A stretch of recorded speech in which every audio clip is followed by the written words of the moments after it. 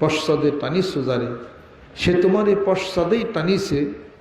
পায়ের তলার ধুলি যদি কেউ পদাঘাত করে, নিমিষে প্রতিশোধ নাই তার উঠিসির পরে।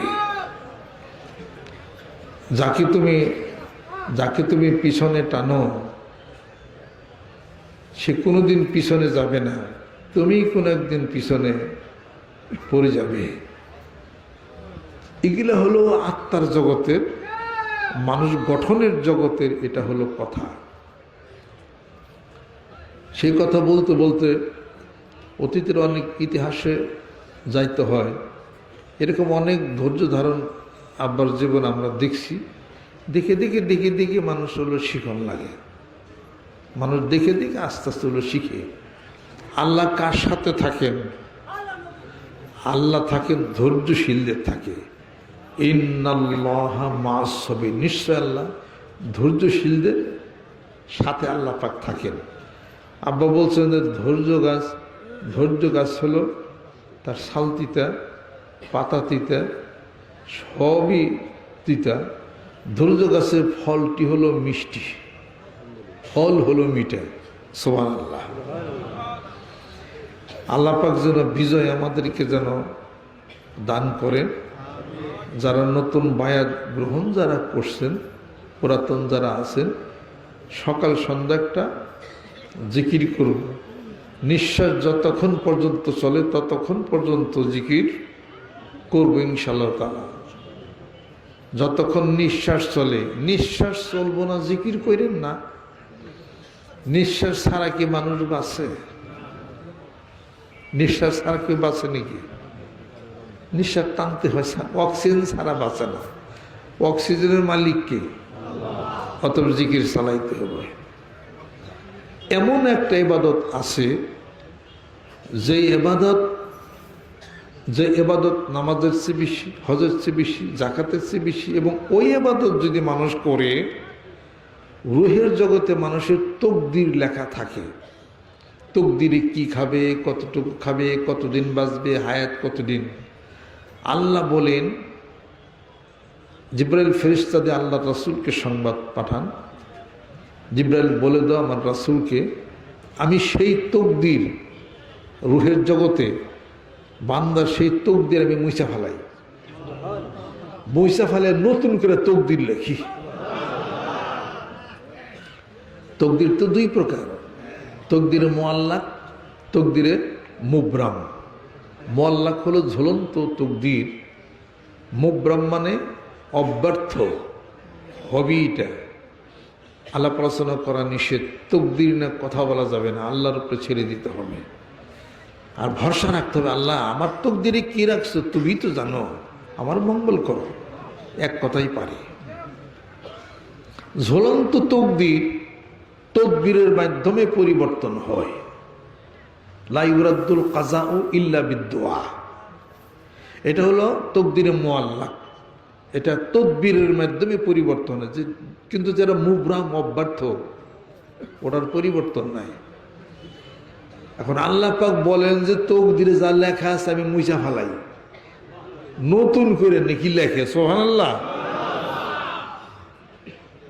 কি সেটা?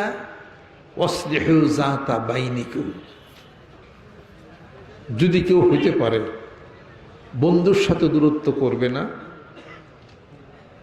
অন্যায়ভাবে ভাই বোনের সাথে দূরত্ব করবে না, বোন ভাইয়ের সাথে দূরত্ব করবে না, পাড়া প্রতিবেশীর সাথে দূরত্ব করবে না, স্বামী স্ত্রীর দূরত্ব করবে না, সদ্ব্যবহারের মাধ্যমে, ভালো মাধ্যমে আত্মীয়তার সুসম্পর্ক প্রতিষ্ঠা করবে এবং ঠিক রাখবে। এটা যদি কেউ করতে পারে, তার তকদির আল্লাহ পাক মুইছা নতুন তকদির। নতুন তকদির কি করেন? তারে ধনী বানিয়ে দেন। নতুন তকদিরের মধ্যে লেখেন আল্লাহ, ওর রেজেক বেড়ে যাবে, অনেক অনেক ধন সম্পত্তি বাড়বে। এক, দ্বিতীয় নম্বরে পৃথিবীর ভিতরে তার অনেক হায়াত বেড়ে যাবে। তাই যদি হয় তাহলে ভাই ভাই কি কাজা করবেন? কথা ঠিক কিনা? করে বন্ধু বান্ধবের কাজা করে গলায় টিপাইবেন? এটার নাম হলো অসলিহু যাতা বাইনিকুম। এই হাদিস শরীফ শোনার দরকার আসলে কিনা? যেটা জানো সেটা বললাম, বলে দিলাম। ধনী যদি হইতে চান ভদ্র হয়ে যান, ধনী যদি হইতে চান পারস্পরিক সহমর্মিতা প্রতিষ্ঠা করেন। ভালো বাংলা যেটা, পারস্পরিক সম্পর্ক প্রতিষ্ঠা করো, অটুট রাখো। পারস্পরিক সম্পর্ক অটুট রাখো, এটার অর্থ হলো এইটা। তাহলে বহুদিন বাঁচবেন, ধনী হয়ে যাবেন। সুবহানাল্লাহ। অর্থাৎ গরিব যদি হইবার চান, জিকান্নলাদে বউরে সকাল বিকাল মারেন, পোলারে ঠ্যাং বাইরে মিলে করে আনা, মেয়ের সাথে রাগারাগি পারেন, কাইজা লাগাই দেন, সে মেলায় ধনী হয়ে যাবেন, অনেক দিন বাঁচবেন আর কি। বেশি দিন বাঁচতে যদি চান তাহলে মুখে একটু হাসি আইনেন। এই যে দাঁত বন্ধ করছে, ঠোঁট জোবাইছে, দাঁত দেখা গেল না। কাজে আল বাসাশত ফিল ওয়াজহে সাবাবুন লিল হুব্বি, মুস্কি হাসি ভালোবাসার কারণ হয়ে যায়। আল্লাহ নবী সাল্লাল্লাহু আলাইহি ওয়াসাল্লাম মুখে কিছু হাসি থাকতেন। এর জন্যে নবী সাল্লাল্লাহু আলাইহি সাল্লাম সবার ভালোবাসার পাত্র হয়েছেন। মানুষ চিনা যায় দুইভাবে। কয়ভাবে? বন্ধু চিনা যায় দুইভাবে। একটা হলো খিদায়, আর একটা হলো নিদানে। খিদা লাগলে বন্ধু কেমন করে বোঝা যাবে, আর নিদানে মানে হলো বিদেশে আর কি, ভ্রমণে যায় বন্ধু কেমন করে তা বোঝা যাবে। স্ত্রী বোঝা যাবে অভাবে, সন্তান বোঝা যাবে বৃদ্ধ বয়সে, বন্ধু বোঝা যাবে নিদানে, ঘোড়া বোঝা যাবে ময়দানে। এগুলা মনে রাখা দরকার। খিদা লাগলে লোক করে কেবল এটা।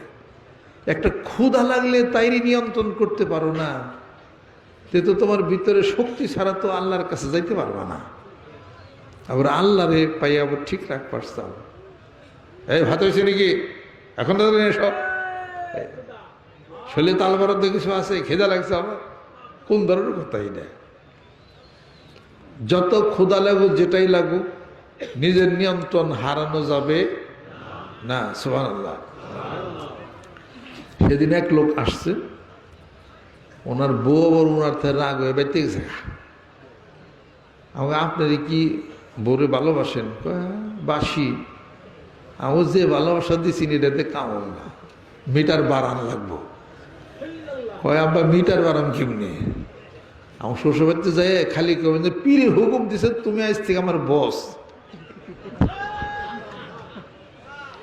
যা করবে তাই শোনো। এটা করলে তো কথাই নেই। পরে হে হুকুম দিয়ে দিছে, আল্লাহ জানে কি ওই।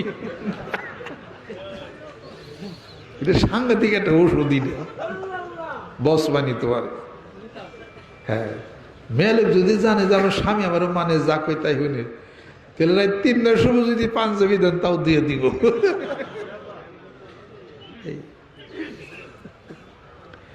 একজন তো 8 বছর পরে সংসার জোড়া লাগাই দিলাম আর কি, আল্লাহ দিছে। 8 বছর গেছে আর কি,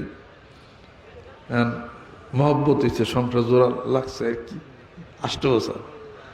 আরেকজনও 9 বছর পরে, 9 বছর দেখা সাক্ষাৎ কিছু না, সেটাও জোড়া লাগছে আর কি। কাজেই পুরুষ মানুষ মেয়ে লোকরে বস বানাইবেন, পুরুষ মানুষ মেয়েদেরকে বস বানিয়ে চলবেন। মান উনি লাগবো, তাই না? কারণ যে বস না বানান, হুইদা মিশে তরকারির মধ্যে নুন বেশি দিব, খাবো এলা,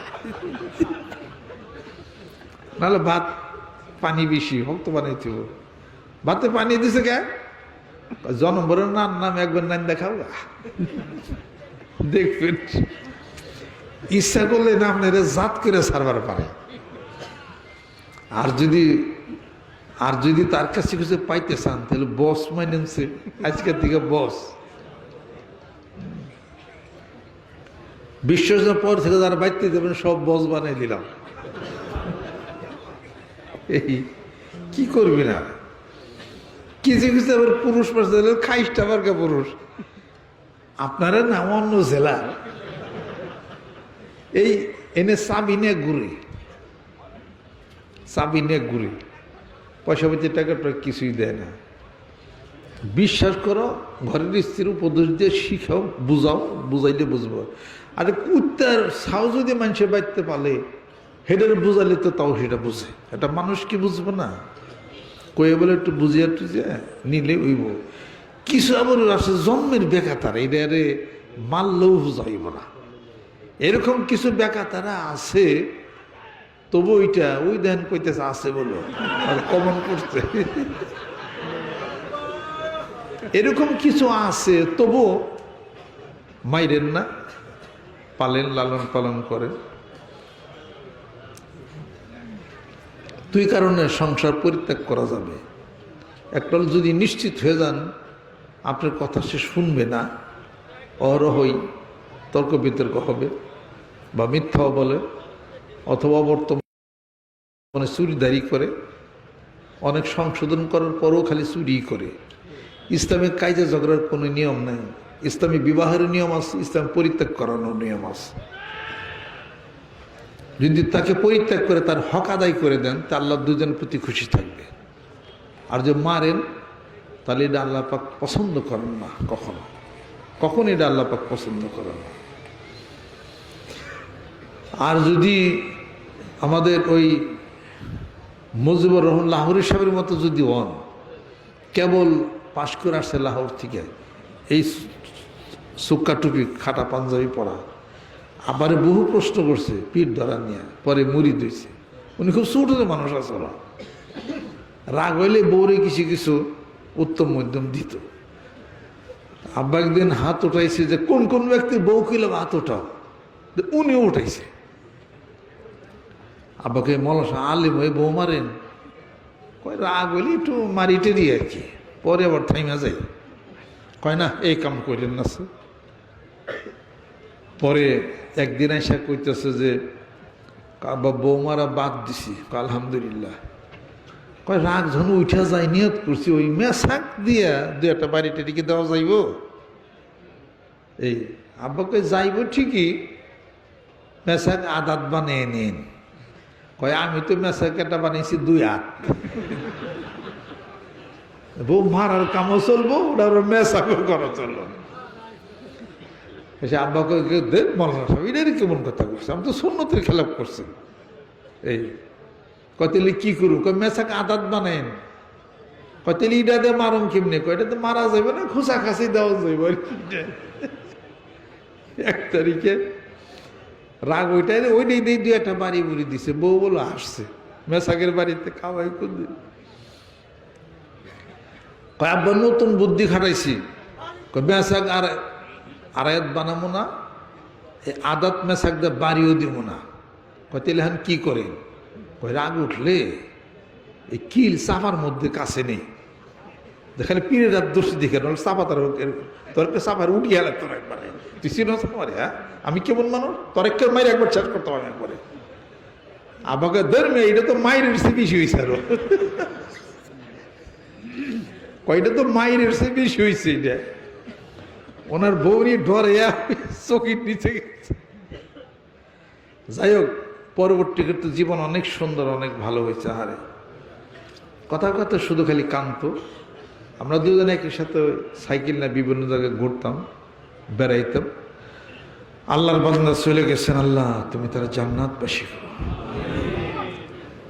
কত মানুষ হারাই গেল। এরকম মেয়ে যাদের আসে আজকের থেকে বস নাকি কর, আজকের থেকে বস। আমারই ওয়াজ কি মেয়ে লোক শুনতেছে না? ইস, মোসাবারটা বেশি পাইতাম না, এখন কমিটি জোরদার হয়ে যাবো খেলা তালা। এই সুযোগে কিন্তু মেয়ে লোকরা মাথা পিঠা ভাল পাইলেন না। হ্যাঁ, আপনাদের সম্পর্কে আল্লাহ নবী সাল্লাল্লাহু আলাইহি ওয়াসাল্লাম কিন্তু হাদিস শরীফ কইছে, পুরুষ মানুষ হারে সারাটা জীবন তারা লালন পালন করলো, খাওয়াইলো, লিপস্টিক কিনা দিল। মেয়ে মানুষ জীবনে কোন দিন আপনি আপনার স্বামীর লিপস্টিক কিনা দিচ্ছেন? হ্যাঁ, স্বামী তো আপনারই দিল। জুতা স্যান্ডেল কিছু কিনা দিচ্ছেন, সেই তো আপনার কিনা দেয়, ইটা দেয়, ওটা দেয়, খাওয়ান দেয়, বাজার করে দেয়, বিলেট কিনে এনে দেয়, কত কিছু কিনে এনে দিল। একদিন যে একটু যদি ভুল হয় তাহলে মেয়ে মানুষ বলে